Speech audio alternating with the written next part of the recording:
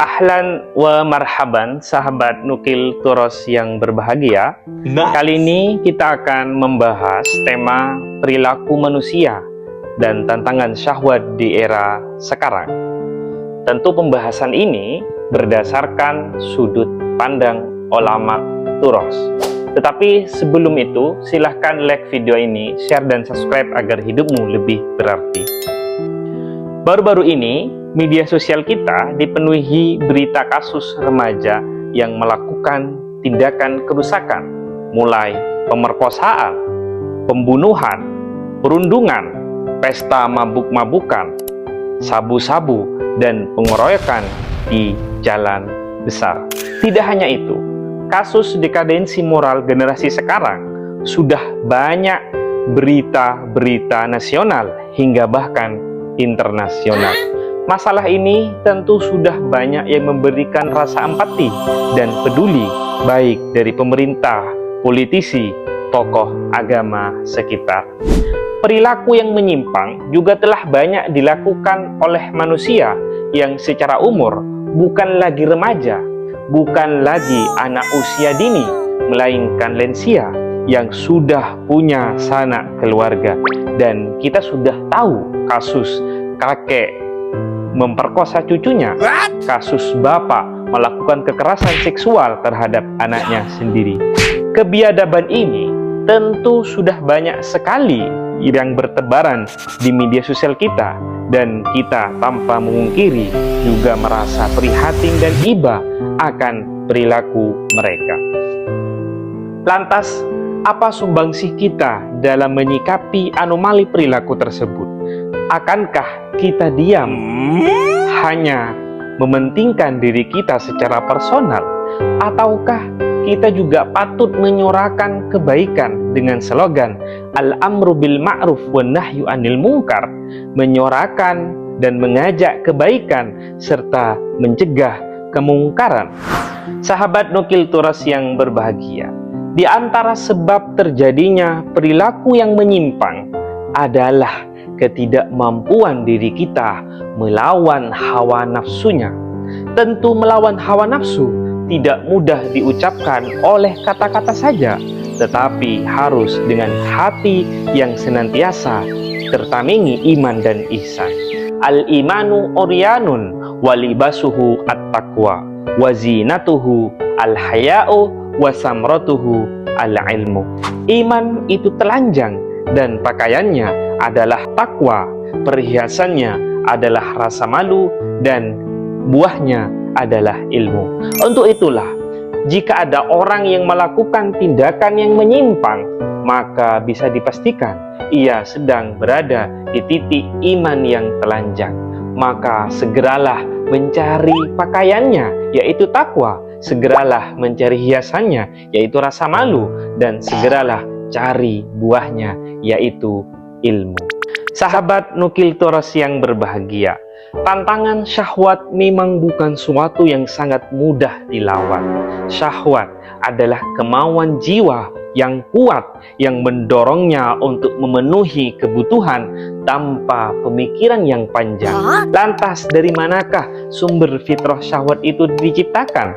Maka dalam hal ini Imam Al-Ghazali dalam kitab Ihya Ulumuddin juz 4 menjelaskan, fa'adamul muhlikati libni Adam syahwatul batni fabiha akhraja Adam alaihi salam wa Hawwa'a min daril qarari ila daril dhilli wal iftiqari id nuhiya anis syajarati fawalabat huma syahwatuhuma hatta akala minha fabadat lahuma sawatuhuma. Yang artinya, hal yang paling besar menghancurkan anak keturunan Adam adalah syahwat perut.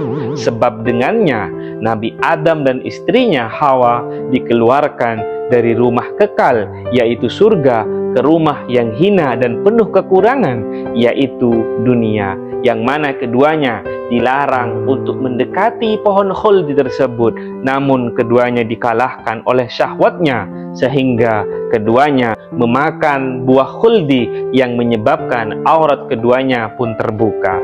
Dari keterangan di atas ini dapat disimpulkan bahwa syahwat yang pertama kali menjatuhkan Nabi Adam adalah syahwat perut. Sejauh mana kita menuruti hasrat perut kita, maka sejauh itulah hasrat hawa nafsu lainnya seperti syahwat seksual, syahwat mencuri, hasrat yang negatif akan terus bermunculan dalam diri kita yang gersang. Itulah mengapa kata Imam Al-Ghazali dalam Ihya-nya, wal batnu ala tahqiqi yambu'us syahawati wa mambatul adawai wal afati id yatbi'uha asyahwat syahwatul farji wa syiddatus sabaki ilal mangkuhati, yang artinya perut secara pasti adalah tempat lahirnya banyak macam syahwat. Ia adalah tempat tumbuhnya macam penyakit. Di perut lahir syahwat farji, kemaluan, dan hasrat untuk berhubungan seksual. Untuk itulah sahabat Nukil Turas yang berbahagia, salah satu cara yang sangat ampuh mengobati segala hawa nafsu kita yaitu dengan berpuasa, menahan diri dari segala kemauan yang tidak berdasarkan syariat Tuhan, menahan diri dari segala kemauan perut yang saban hari kita isi dengan makanan yang entah itu halal atau bukan.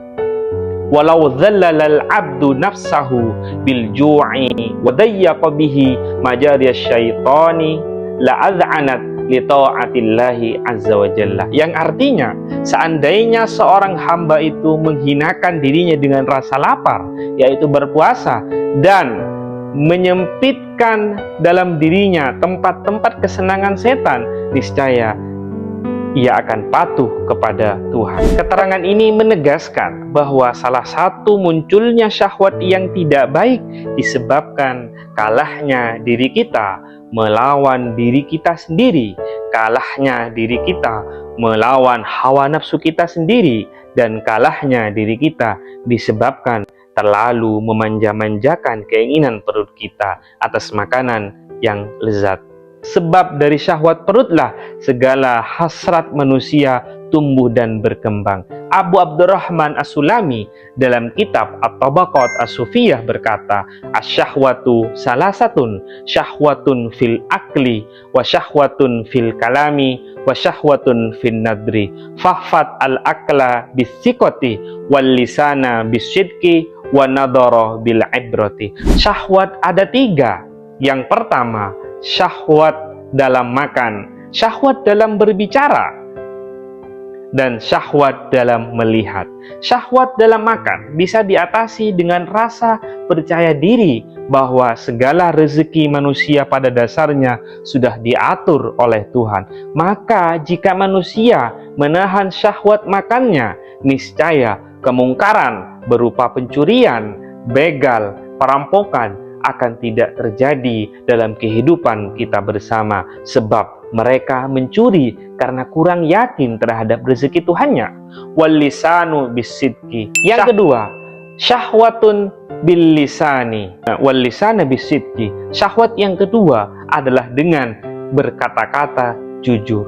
Jika berbicara dengan sejujurnya, maka sejatinya kita sudah menahan syahwat mulut kita, dan tentu kebohongan, fitnah antar kelompok yang menyebabkan kerusakan besar tidak akan terjadi dalam kehidupan kita sehari-hari.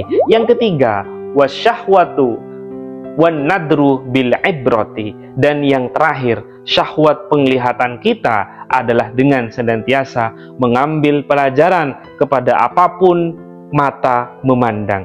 Jika kita melihat sesuatu keterpurukan, maka segeralah kita mengambil pelajaran dan harapannya tidak terjerumus ke jurang yang sama. Barangkali itu yang bisa saya sampaikan. Sekali lagi, video ini bukan dibuat untuk menggurui, tetapi untuk mengajak diri kita merefleksi. Mari kita share video ini, dan jangan lupa untuk subscribe agar tidak ketinggalan video-video selanjutnya.